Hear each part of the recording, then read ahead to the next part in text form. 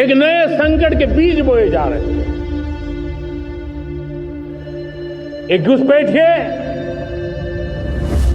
मेरे देश की बहन बेटियों को निशाना बना रहे हैं। ये बर्दाश्त नहीं होगा। The Prime Minister declared Mission Infiltration Free India in his Independence Day speech last year. बाहर निकालने में जुटी है। He renewed the attack on illegals, snatching away Indian citizens' rights during the Bihar elections. ये कांग्रेस वाले, ये लोग घुसपैठियों को बचाने में जुटे हैं। Infiltration is also a big poll issue in the upcoming elections of Bengal and Assam. An NDTV investigation has now covered a similar conspiracy in India's financial capital. Sir, आपका ये कहना है कि जो मुसलमान मुंबई में 8% थे वो 21% हुए हैं और उसका एक बड़ा कारण ये है कि अवैध रूप से ये बांग्लादेशी आके घुसपैठी यहाँ पर रह रहे हैं। ये आपका कहना है? इसका कोई आंकड़ा है कि कब से ये बढ़े? नहीं, ये देखिए 8% से जो 21% जो मुस्लिम पॉपुलेशन मुंबई में हुआ है, इसका एक कंपोनेंट है इलीगल इमिग्रेशन। ठीक है। तो ये जो इलीगल इमिग्रेशन एक कंपोनेंट है, तो वो कंपोनेंट तो मुंबई में आके मान लीजिए पॉपुलेशन को बढ़ा रहा है। और इसका एग्जैक्ट आंकड़ा किसी के पास नहीं है ये कितना इलीगल इमिग्रेशन हमारा कंट्री में है। अलार्मिंग क्या है? हमने जब सर्वे करने गया तो हमको देखा जी नहीं, 61 पॉकेट्स में मुंबई में हमको मतलब Bangladeshi people are living there without any valid visa. कितने लोग हैं, कोई आंकड़ा है हमारे पास? हाँ, हमारे पास जो टोटल आंकड़ा है तो हमने टोटल 7,000 से ज्यादा लोगों से इंटरेक्ट किया। ठीक है। उनमें से उन 60 पॉकेट्स में या अक्रॉस मुंबई? नहीं, उन 60 पॉकेट्स में से। ठीक है। और उनमें से हमको 3014 लोग ऐसा मिला जिनके पास वैलिड जो वीजा था वो एक्सपायर हो गया। मोस्ट ऑफ द लोगों के पास कुछ वैलिड डॉक्यूमेंट्स ही नहीं है, उसके पास इंडियन डॉक्यूमेंट्स है but they reveal that they are Bangladeshi. क्या इनमें से ऐसे भी कुछ लोग थे जिनके पास में वोटर आईडी कार्ड है? यस, उनमें से अलार्मिंग जो बात है 73% लोगों के पास वोटर आईडी कार्ड। पर ये हैरानी की बात है कि आप कह रहे हैं कि 70% अवैध बांग्लादेशियों के पास वोटर आईडी है, यानी कि ये बांग्लादेशी तय कर रहे हैं कि इनका नेता कौन हो इन इलाकों में जहां वो बसे हुए हैं। जानकारी ऐसी है हमारे पास कि बड़ी संख्या में बांग्लादेशी रहते हैं, आपको है इसकी जानकारी? हाँ, यस, इसकी जानकारी। यहाँ पे बहुत सारे अवैध तरीके से बांग्लादेशी रहते हैं, आके यहाँ पे बहुत सारे बसे हुए हैं। जो उनको दस्तावेज की ज़रूरत होती है उनको आईडी प्रूफ के लिए, क्या आप मदद करते हैं उनकी?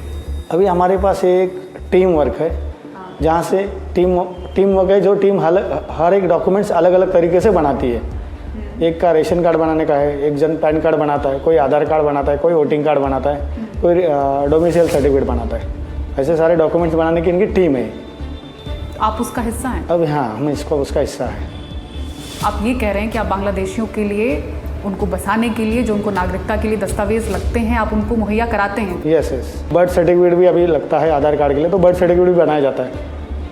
बर्थ सर्टिफिकेट वहाँ के लोकल यहाँ के NGOs या हॉस्पिटल से या डॉक्टर से जो 5,000 लेके बना के दे देते हैं। बांग्लादेश से जब कोई यहाँ पर अवैध घुसपैठिया आ रहा है, सरहद पार करके जिस भी तरह से आ रहा है, आपके पास कब और कैसे पहुँचता है, कौन लेकर आता है? ये एजेंट लोग है सब। एजेंट है जो यहाँ की जो हमारी टीम है, वो टीम से हर एक का अलग अलग कनेक्टिविटी है। जो एक जन से रेशन कार्ड बनवाएगा, एक जन से वोटिंग कार्ड बनवाएगा, एक जन से पैन कार्ड बनवाएगा, एक हॉस्पिटल में जाके वो सिस्टम से उनका बर्थ सर्टिफिकेट बनाएगा।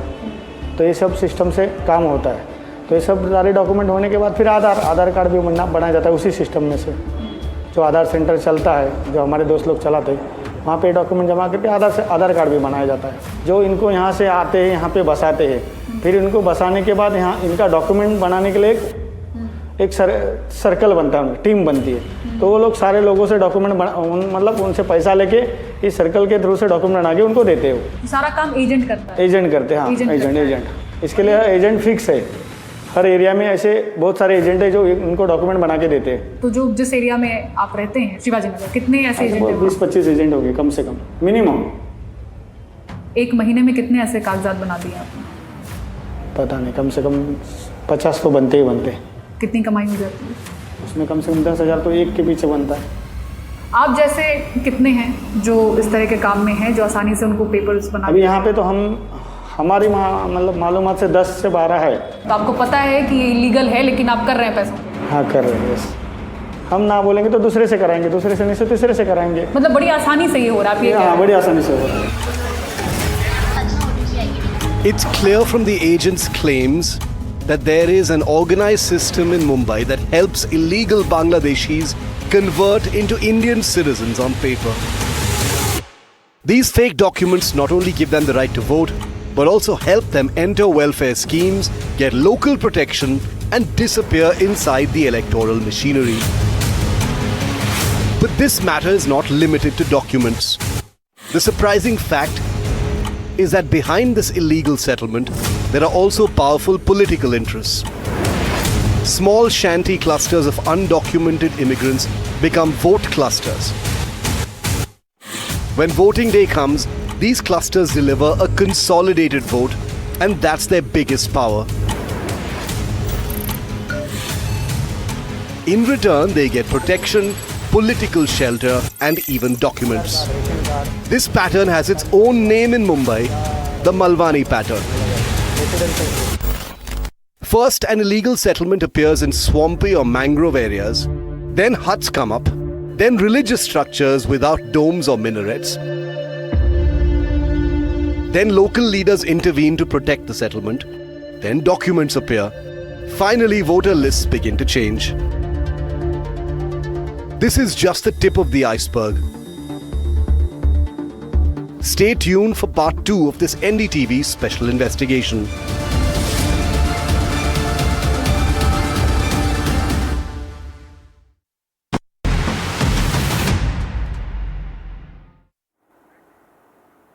Now, it's also the Chief Minister of Maharashtra, Devendra Fadnavis, who has also asked questions on infiltration at NDTV's Power Play. Let's listen in to what the Chief Minister said.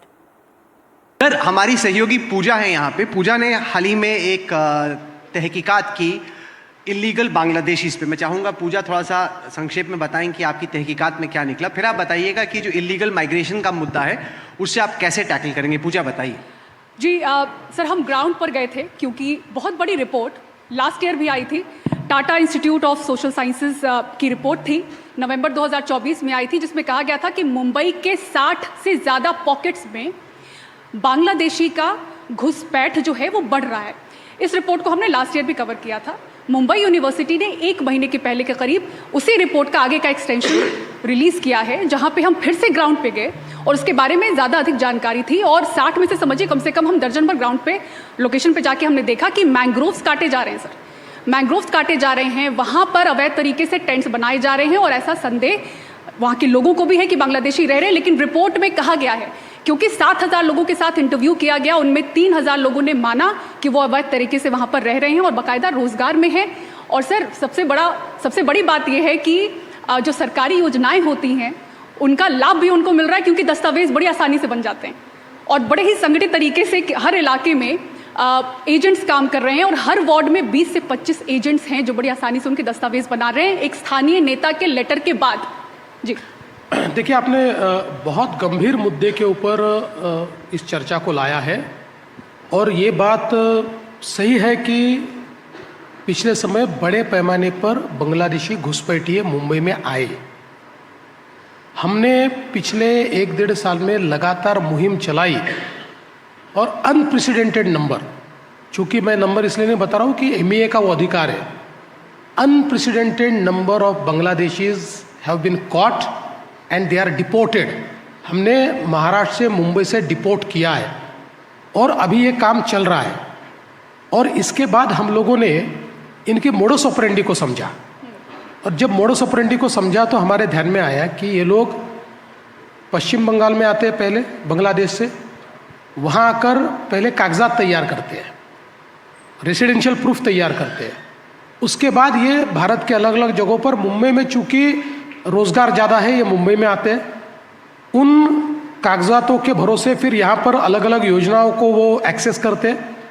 इसलिए अब हम लोगों ने उसका एक प्रकार से रिवर्स स्टडी करके उसको डिसाइफर किया है और अब हम लोग महाराष्ट्र में IIT बॉम्बे के साथ एक आर्टिफिशियल इंटेलिजेंस का टूल तैयार कर रहे हैं, क्योंकि आप जानते हो कि एक बार इन्होंने कागजात बना लिए तो दिखते भी हमारे जैसे, बोलते भी थोड़े बहुत हमारे जैसे, तो ट्रेनिंग होती है, हाँ, तो इसलिए इनको पकड़ना बड़ा कठिन है। तो अब हमने IIT बॉम्बे के साथ एक आर्टिफिशियल इंटेलिजेंस का टूल बनाया है उसका हमने फर्स्ट कट देखा, अभी उसको और फर्स्ट इसमें हम लोग 60% तक एक्यूरेसी पर पहुँचे। उनका कहना है कि अगले 4 महीने में हम 100% एक्यूरेसी पर पहुँचेंगे। तो इसके बाद चाहे वो बांग्लादेशी हो या रोहिंग्या हो, इनको पकड़ना बड़ा आसान होगा और इसको बहुत ज़्यादा इंटेंसिफाई हमने किया है। जैसे मैंने कहा कि जिस दिन MEA घोषित करेगी उस दिन भारत से अनप्रेसिडेंटेड लोग हमने बांग्लादेश डिपोर्ट किए और उनमें सबसे बड़ा हिस्सा ये महाराष्ट्र का है। Now let's talk about the ease with which government IDs can be obtained. Illegal Bangladeshis come to Mumbai in large numbers. In pockets of Mumbai, they are now becoming sizable and are becoming voters. And this is important ahead of the crucial elections that are going to take place. As far as the BMC elections are concerned, there is a fair chance that there are illegal Bangladeshis who may be voters illegally deciding the fate of Mumbai. This report tells you more.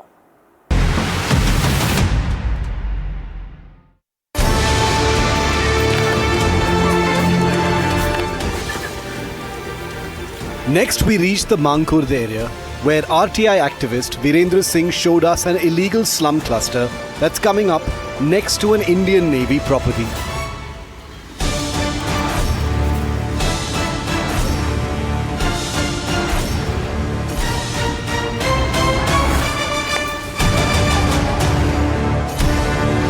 अभी सोचिए सिर्फ नाम के लिए कब्जा किया गया है, सिर्फ नाम के लिए। अच्छा, कई घरों में ताले लगे, मैं देख रही हूँ। हाँ, हाँ। कितने समय में ये बसे हैं? मुश्किल से 2 या 3 साल में ये सब। 2 या 3 साल। 2 या 3 साल। और मैं देख रही हूँ कि पतरे लगे हुए हैं और एक जिक्र जो कर रहे थे कि किस तरह से पहले अंदर पक्के घर बनाते हैं, ऊपर पतरे से ढक देते हैं और जब पक्के घर तैयार हो जाते हैं फिर पतरे हटा दिए जाते हैं। तो यही पैटर्न यहाँ भी है। जी, अभी डबे की बाउंड्री सामने है। अभी आप सोचो कल कुछ हादसा, अगर 1-2 किलो जेलेटिन लेके भी आदमी घुस जाएगा यहाँ पे, ये बाउंड्री है, तो क्या होगा?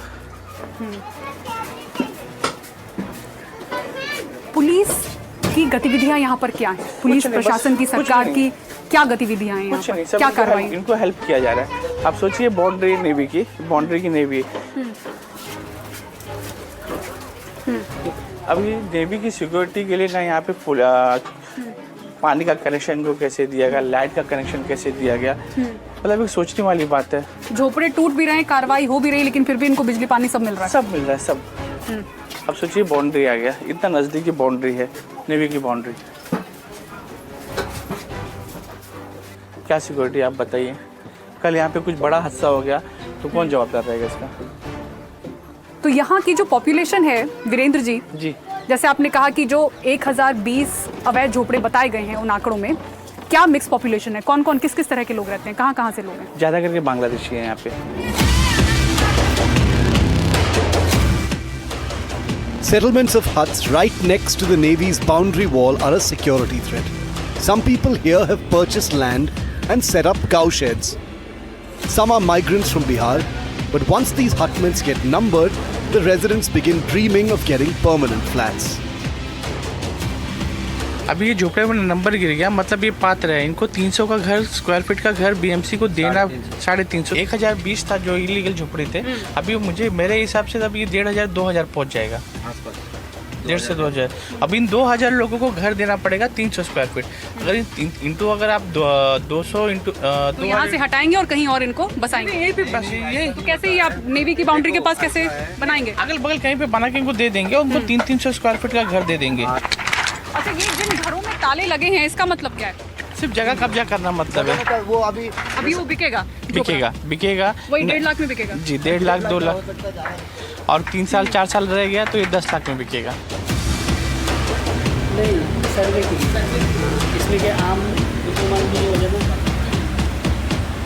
In these hutments, some people spend significant money to build homes. NDTV captured one such house on camera. Fully tiled floors and walls, expensive oil paint and modern fittings. The question is, how are residents earning so much? A TISS report reveals shocking claims about the high earnings and income sources of such settlers. यहाँ पे एक Indian Muslim ने इसके against complaint किया इसी area में, जिन्होंने हमको पूरा डॉक्यूमेंट। उसके एलिगेशन क्या है कि बांग्लादेशी है? उनका एलिगेशन है बांग्लादेशी लोग आ रहे हैं, फ्राइडे नमाज के बाद जो जुम्मा का पैसा जमा होता है उसको इकट्ठा करके इलीगली उस अकाउंट में डाला जाता है, उसके बाद बाकी काफ़ी जगह में उसको ट्रांसफ़र हो। उसके बारे में कार्रवाई क्या हुई? नहीं, उसके बारे में कार्रवाई कुछ नहीं। अगर आपका हमारे अकाउंट में अगर 5 लाख रुपए एक साथ आएगा तो हमको तुरंत बैंक अकाउंट सीज हो जाता है, हमको लेटर लिखना पड़ता है कि क्यों आया, एक्सप्लेनेशन देना पड़ता है। तो ऐसा एक अकाउंट का बात मैं नहीं कर रहा हूँ, कम से कम 20-25 ऐसा अकाउंट है जहाँ पे सेम चीज़ है। A poor man leaves Bangladesh, comes to India, obtains fake identity documents, becomes a voter, and then participates in municipal assembly and national elections. Their numbers are rising steadily. A year ago, the Tata Institute of Social Sciences revealed shocking data about Bangladeshi infiltration changing Mumbai's demography.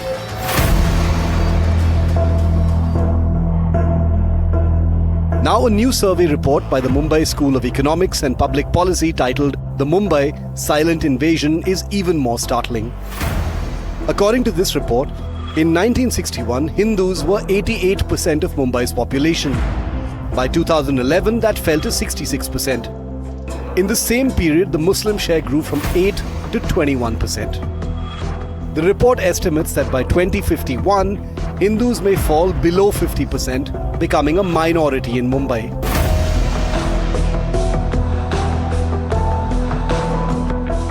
The report claims growth is not purely natural. A large portion comes from illegal Bangladeshi and Rohingya immigration. Their increasing numbers pose national security challenges. The demographic shift in these slums is fueling communal tension, frequent violence, and rising threats to women and children. The report warns that if this continues, Mumbai's population structure will be irreversibly changed within a generation.